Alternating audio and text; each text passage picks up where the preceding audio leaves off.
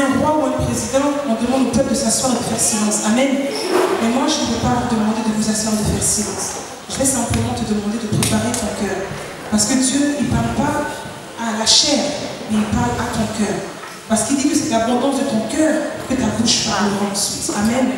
Amen. Donc tu vas prier, tu vas demander au Seigneur de préparer ton cœur, de préparer ta pensée, pour ne pas te laisser distraire, afin qu'il n'y ait point de perturbation dans ta tête, afin que tu puisses comprendre le message que le Seigneur a produit pour toi ce matin. Alléluia. Élevons la voix et prions afin que nos cœurs soient préparés ce matin à recevoir la parole.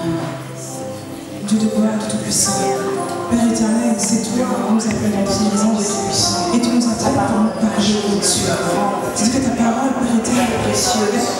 Elle vient de blanche. Et nous comptons Dieu que tu parles à nous. Tu parles encore à nous penser. Nous voulons, Père éternel, nous tout passer, Seigneur. Afin que Père éternel, que ce ne soit pas, Père éternel, ta parole que nous voulons écouter, mais que ce soit, Père éternel, toi-même. Viens nous transmettre, Seigneur, Seigneur, sois avec la main de Dieu. Sois celui-là qui vient en paix. Donc viens parce que toi, Père éternel, tu nous connais et tu sais ce dont nous avons besoin. C'est pour ce encore ce matin, nous nous remettons entre tes mains. Parce que toi, tu connais, Père éternel, ce dont nous avons besoin. Tu sais comment nous parler et nous allons entendre. Tu sais comment nous parler et nous allons écouter. Mais ce matin, nous ne sommes pas venus à un spectacle au Père. Nous ne sommes pas venus simplement pour te regarder, oh Jésus, mais nous sommes venus pour t'entendre, pour que tu transformes maintenant nos cœurs, pour que maintenant tu transformes nos pensées, pour que maintenant tu transformes notre être entier, oh Seigneur. Parce que nous ne voulons pas notre Dieu que toi. Nous voulons être transformés par toi. Ce n'est pas un homme qui change, mais c'est un homme qui transforme. Alléluia. Gloire à Dieu. Alléluia. Quand je regarde les montagnes, je regarde les vallées, je regarde les mers, oh Seigneur. Tu es Dieu. Quand je regarde les montagnes, je regarde les vallées, je regarde les mers, oh Seigneur. Tu es Dieu, tu es Dieu, tu es Dieu, tu es Dieu, tu es Dieu, tu es Dieu, tu es Dieu, tu es Dieu, tu es Dieu, oh tu es Dieu, tu es Dieu, tu es Dieu, tu es Dieu, alléluia, tu es Dieu, tu es Dieu, tu es Dieu. Quand je regarde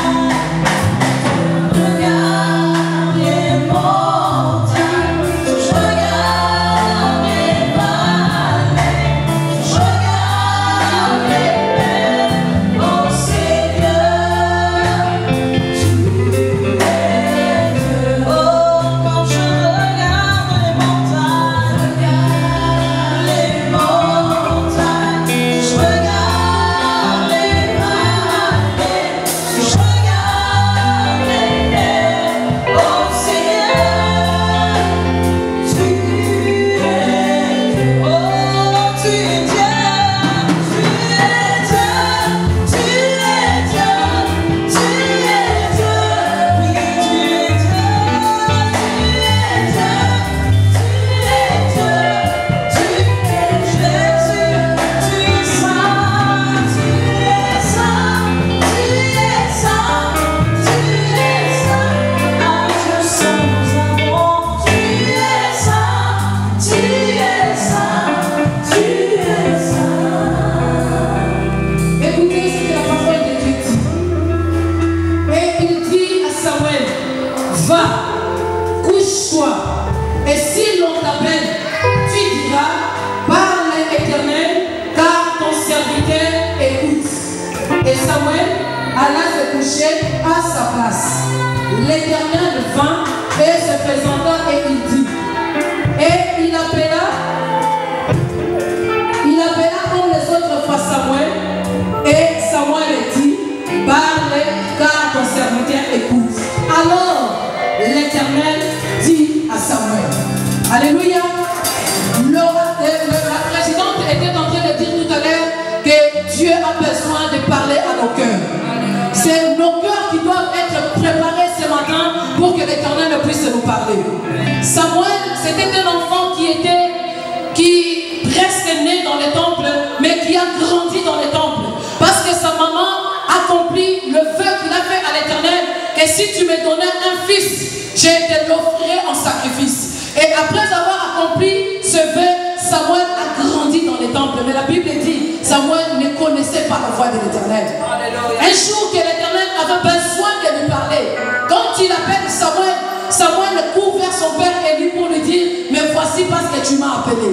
3 fois de suite, après que Élie ait compris que c'était l'Éternel qui appelait Samuel, il lui dit, retourne te coucher. Si tu entends encore la voix, quelqu'un t'appelait, réponds tout simplement, parle l'Éternel car ton serviteur écoute. Bien-aimé, depuis tout ce temps, je ne sais pas ça a passé combien de temps, l'Éternel avait quelque chose à dire à Samuel, mais il ne pouvait pas le dire tant que Samuel n'était pas prêt à l'écouter. Est-ce que ce matin, il y a un peuple prêt à écouter l'Éternel? Non, il ne faut pas que tu ailles écouter Élie.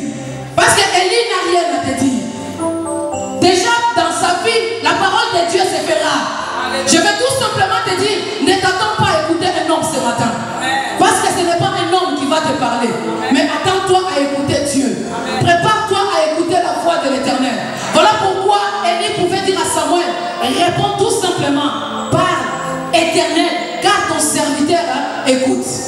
Ce matin, je veux que tu sois dans cette disposition de ne pas écouter un homme, de ne pas regarder un homme, mais d'écouter l'Éternel. Parce que sûrement, ce n'est pas en vain que l'Éternel t'a ramené en ces lieux. Ce n'est pas en vain que l'Éternel peut rassembler tout un peuple et vous laisser partir de la sorte. Il a une parole à te dire. Il a un mot à te dire. Il a une situation à changer. Et cela passera par la manière dont tu disposeras ton cœur à le recevoir. Alléluia. Est-ce que vous êtes prêts à recevoir la parole de Dieu ce matin? Je veux seulement que tu acclames et que tu te lèves. La Bible dit que ceux qui travaillent à l'enseignement de l'exhortation méritent un double honneur. Alors lève-toi tout simplement pour honorer l'homme, le canal par lequel Dieu va passer ce matin pour te parler.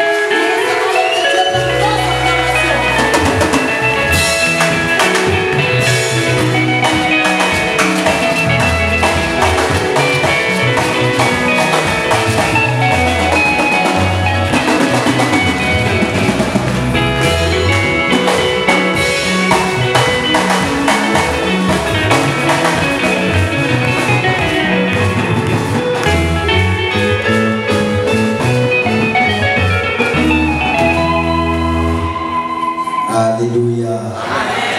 Si tu es là présent, est-ce que tu peux encore acclamer le Seigneur?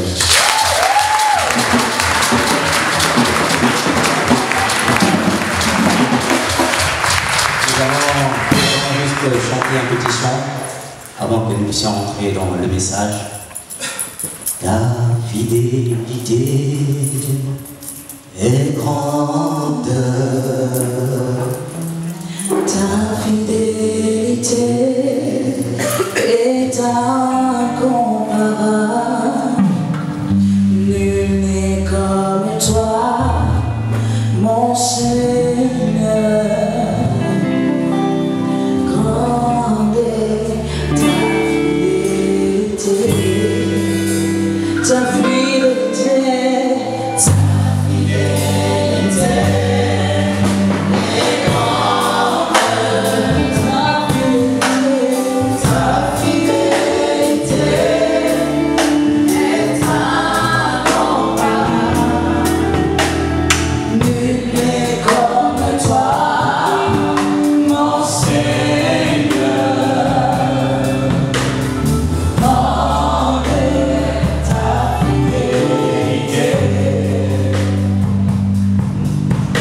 Seigneur, il est devant toi. Seigneur, ta fidélité est grande, Seigneur. Seigneur, ta fidélité, Seigneur, est au-dessus de toutes les fidélités de ce monde. Nul n'est comparable à toi, Éternel. Nul ne peut se comparer à toi, notre roi. Aucun roi de ce monde,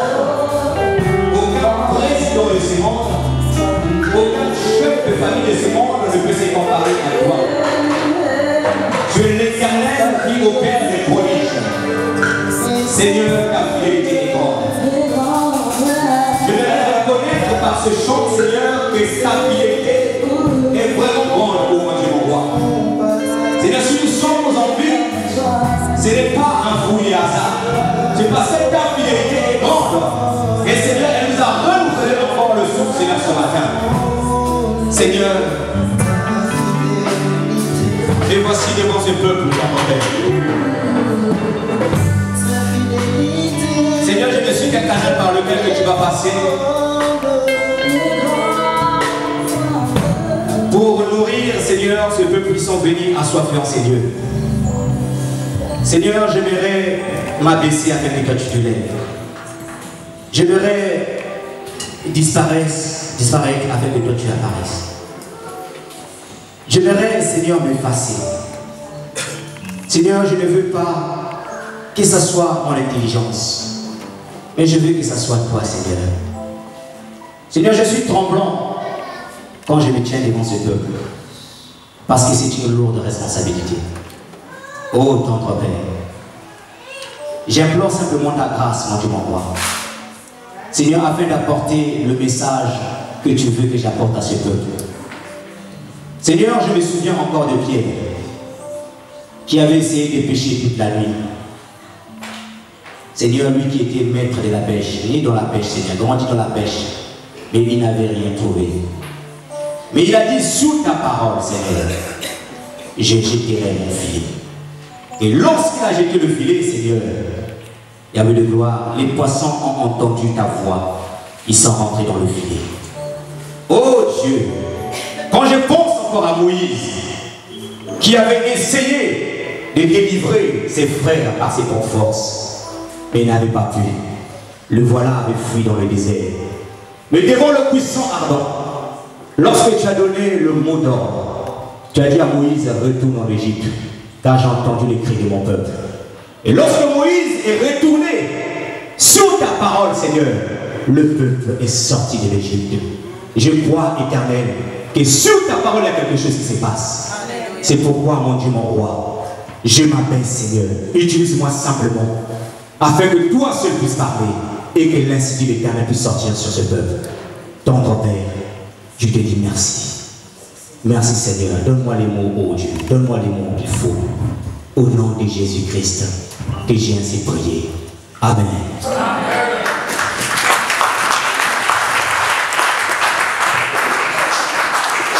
Est-ce que tu veux dire un shalom à ton frère qui est à ton côté, à ta soeur? Dis-lui, sois la bienvenue dans la maison du Seigneur et qu'il est au bon endroit ce matin. Alléluia. Gloire au Seigneur.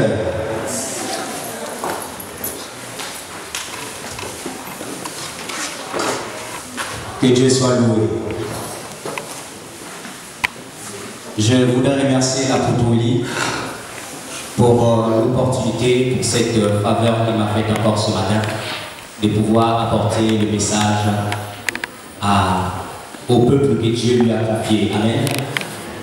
Et quand il m'a annoncé l'information, pour moi, ce n'était pas si facile parce que j'ai l'habitude d'apporter le message l'après-midi, mais un culte commun pour moi, c'était grandiose. Amen. Vous imaginez, les fins du mois, souvent, ce sont des gens qui ont de l'expérience, on peut dire, au ministère. Mais comment confier une telle charge, telle responsabilité à un jeune frère comme moi, je le trouvais vraiment quelque chose de confiant. Amen. Ça prouvait simplement sa confiance à mon égard. Alléluia. Et je vais simplement m'excuser parce que pour les frères de l'après-midi, je vais aborder un thème que j'avais déjà partagé avec vous. Mais il y a 2 dimanches en arrière, lorsque je discutais avec l'apôtre, il m'avait dit que je devais intervenir dans le mois à venir. Et pendant les 2 cultes, et je réfléchissais. Tout à coup, quand tu m'avais donné l'information, j'étais en train de réfléchir. Je dis, mais quel est le premier message que je vais apporter à l'église du matin? Et aussitôt, il y a une pensée qui m'est venue à cœur. Il a dit, prêche sur les 3 étapes que j'avais déjà apportées ici. Et donc, hier encore, quand je l'ai eu au téléphone, j'étais en train de réfléchir. J'avais un message que je devais apporter, que je n'ai pas encore apporté en ces lieux, mais le cœur battait pour le message que j'avais déjà apporté. Donc certainement Dieu veut parler, Dieu veut éclaircir quelque chose à son peuple. Alléluia. Donc le thème de mon message ce matin, comment devenir disciple de Jésus-Christ. Est-ce que quelqu'un peut m'aider à dire comment devenir un disciple de Jésus-Christ? Comment devenir un disciple de Jésus-Christ? Nous allons prendre notre texte de base dans le livre de 1 Jean chapitre 5, mon frère Martial. 1 Jean chapitre 5, à partir du verset 6 dans la version, c'est quelle version que tu as? Luiségon, c'est ça? Thomson? Thomson, je ne l'ai pas vérifié, mais prends à partir du verset 6. Je pense que Thomson et Luiségon, il n'y a pas trop de différence. Et moi, je vais lire dans la version Ostelman.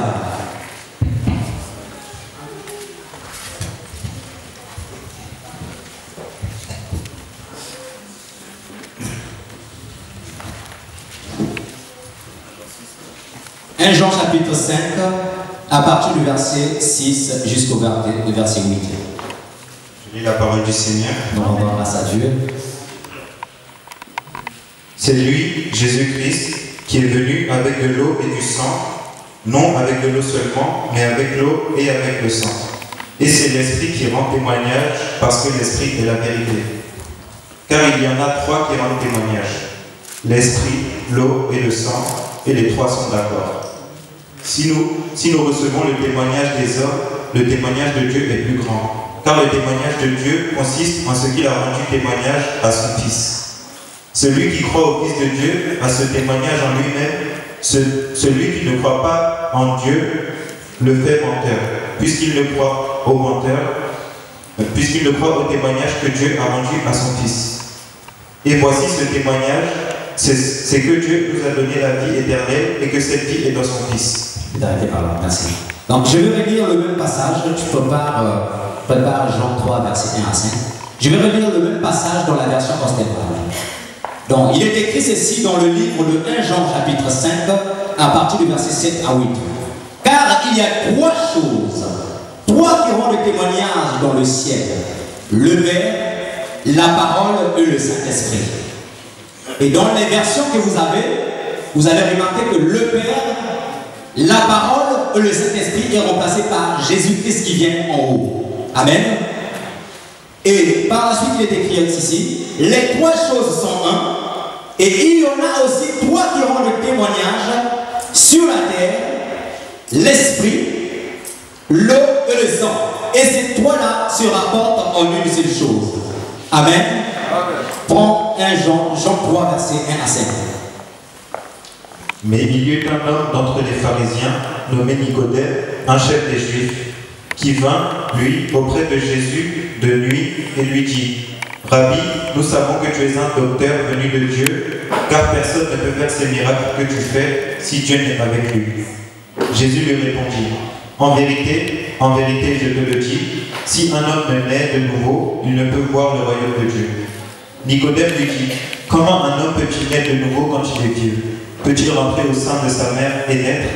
Jésus lui répondit: en vérité, je te le dis, si un homme ne naît d'eau et d'esprit, il ne peut entrer dans le royaume de Dieu. Merci mon frère, tu peux t'asseoir. Donc nous avons lu dans notre texte de base, dans le livre de 1 Jean chapitre 5 à partir du verset 7 et 8, la Bible nous parle que dans le domaine ou dans le sphère spirituel, il existe trois choses. Le terme, je le rappelle, c'est comment devenir disciple de Jésus-Christ. Il y a trois choses dont la Bible énumère qui sont dans le sphère spirituel, qui est le Père, la parole et le Saint-Esprit. La parole, c'est Jésus-Christ qui est le Fils de Dieu et qui est la parole faite chair. Alléluia. Et donc les trois choses dont la Bible nous révèle qui sont dans les cieux, c'est le Père, le Fils et le Saint-Esprit. Mais la Bible apporte une précision sur ces trois choses. La Bible dit que les trois choses sont un. Amen.